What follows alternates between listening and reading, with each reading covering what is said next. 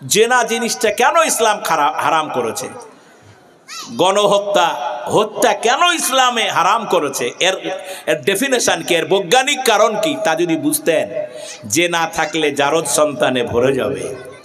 অবৈধ সন্তানের আপনাকে দায়িত্ব নিতে হবে, সমাজের পবিত্রতা নষ্ট হবে। সেজন্য ইসলাম পারিবারিক বৈবাহিক নিয়মটাকে পৃথিবীতে সুন্দর করে অ্যারেঞ্জমেন্ট করেছে। যারা এটা ভেঙে দিতে চায় তারা মানবতার কোনো কল্যাণ চায় না। তো এখন জেনা ব্যভিচার হলে ইসলামে একটা বিচার ব্যবস্থা আছে না নাই? আছে না নাই? ব্রিটিশরা বলল জেনা ব্যভিচার করে ধরা পড়লে ইসলাম যে বিচার দিয়েছে সেই বিচার হচ্ছে কোমর পর্যন্ত পুঁতে দেওয়া। ঠিক বলছি তো নাকি? আর পাথর ছুঁড়ে ছুঁড়ে মেরে দাও। অবিবাহিত বিবাহিত ডেফিনেশন আছে, আমার হাতে অত সময় নাই, ওটা আপনাকে বুঝে নিতে হবে বড় বড় হুজুরদের কাছে, আলেমদের কাছে। তো আমাদের দেশে আজ থেকে 200 বছর আগে এ আইন জারি ছিল, বলুন আলহামদুলিল্লাহ। আজ 100% ইসলামী আইন না থাকলেও সৌদি আরব আমাদের কাছে একটা মডেল। সেখানে এই আইনগুলি আজও বলবৎ আছে, জোরে বলুন আলহামদুলিল্লাহ। যার ফলে সেখানে পৃথিবীতে আইন শৃঙ্খলার কোনো অবনতি হয় না। পৃথিবী তাকিয়ে দেখো। এখন আপনাদের কাছে আমার বলার যে যারা এই অপপ্রচার করে ইসলামী শরিয়াকে তুলে দিল আমাদের ভারত সহ বিভিন্ন দেশ থেকে, আপনারা জানবেন ইসলামের যে আইন, সে আইন মানুষের জন্য। কার জন্য? জোরে বলেন। এ আইন হিন্দুর জন্যে, এ আইন খ্রিস্টানের জন্য, এ আইন মুসলমানদের জন্য। কোরআনের কোনো আইনে পার্সেলিটি নাই।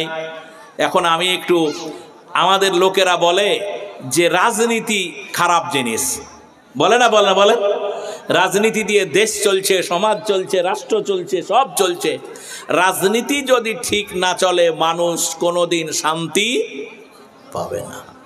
এখন আমাদের দেশে আল্লাহ তাআলা ইসলামকে যখন গালিব করবে না, তখন দেখবেন যে আল্লাহ তাআলা অমাকারু অমাকার আল্লাহে আল্লাহ, সুযোগ এসে যাবে। আমাদের দেশে একটি হাসপাতাল আছে, তার নাম আরজি কর। নাম শুনেছেন না? শোনেন না? হ্যাঁ না বলেন? কোথায়? জোরে বলেন, জোরে কথা বলেন। আমি যখন জলসায় বক্তৃতা করব, আইনের ব্যাপারটা, অন্যান্য ব্যাপারটার দায়িত্বটা আমার, ঘাবড়ানোর কিছু নাই। আরজি কর হাসপাতাল শুনেছেন না? শোনেন না? সজল ঘোষের পানিশমেন্ট হয়েছে আজীবন কারাদণ্ড। এটা সবাই খুশি হয়নি, তার মৃত্যুদণ্ড চেয়েছে। শুনছেন তো? আমার এই কথা বলার কারণ কি, আমার এই কথা বলার উদ্দেশ্য কি? উদ্দেশ্য হচ্ছে এইটা যে আরজি কর কাণ্ড নিয়ে, একটা মহিলা নির্যাতন জুলুম নিয়ে এদেশে কত মিছিল হলো, শুনেছেন তো? ভয়ঙ্কর অবস্থা, শুনেছেন তো?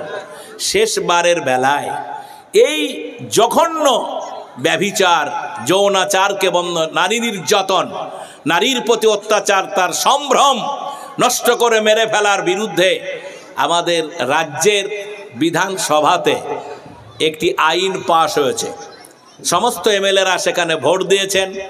বিলটার নাম অপরাজিতা বিল। এবং শিশুদের যে যৌন নির্যাতন, হয়রানি করা হয়, এ ব্যাপারেও বিলটা পাশ হয়েছে। কেন্দ্রের রাষ্ট্রপতি সিগনেচার না করার কারণে এখনো বিলটা আইনে পরিণত হয়নি।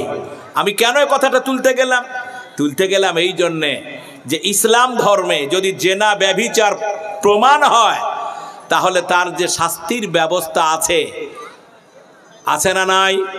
আরো জোরে বলা আছে, হাত উঁচা করে বলা আছে না নাই? জোরে বলা আছে না নাই? ইসলামী আইনে কোন সুন্দরী রমণী কোন মহিলার উপরে বলাৎকার করবে শয়তান, কোন যুবক, তার কোনো সুযোগ নাই। এমন বিচার ব্যবস্থা ইসলাম দিয়েছে, যারা এই রকম করে নারীদের সতীত্ব সম্ভ্রম মেরে ফেলে, ইজ্জত নষ্ট করে, তাদের বেঁচে থাকার কোনো অধিকার নাই। কোমর পর্যন্ত পুঁতে দিয়ে তারে পাথর দিয়ে মেরে ফেলার বিধান আছে। এই আইনটাকে ব্রিটিশরা বলল মানবতা বিরোধী আইন। এই আইন খুব কঠিন আইন। আজকে এই আইনটা বিধানসভায় যৌন অত্যাচার করে মেরে ফেলার কারণে আইনটা পাশ হয়েছে, মৃত্যুদণ্ড। কারা কারা শুনেছেন একটু হাত উঠবে? মৃত্যুদণ্ড কারা কারা শুনেছেন একটু হাত উঠবে, হাতটা তুলি ভাই, পয়সা লাগবে না, টাকা লাগবে না। পাশ হয়েছে না হয় নাই? পাশ হয়েছে। যে মৃত্যুদণ্ড আইনটা পাশ হলো এটা ছিল না।